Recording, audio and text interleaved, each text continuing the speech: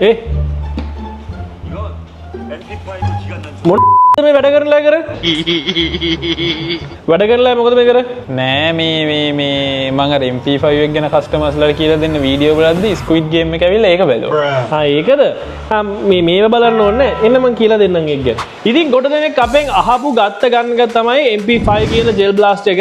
ඉතින් මේ පාර අපි වර්ග දෙකකින් රීස්ටොක් කළා දෙනවා. එකක් තමයි මෙන්න මේ රුපියල් 17500 බජට් MP5 version එක.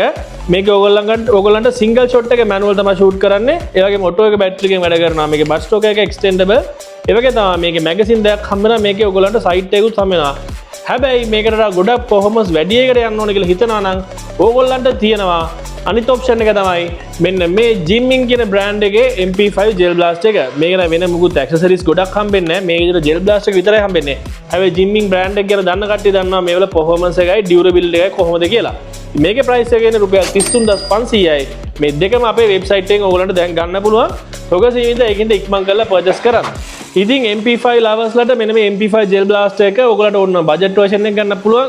එහෙම නැත්නම් ඇඩ්වාන්ස් version එක ගන්න පුළුවන්. ගන්න කරන්න තියෙන්නේ එන්න හෝමගදින අපේ ෂෝරූම් එකට.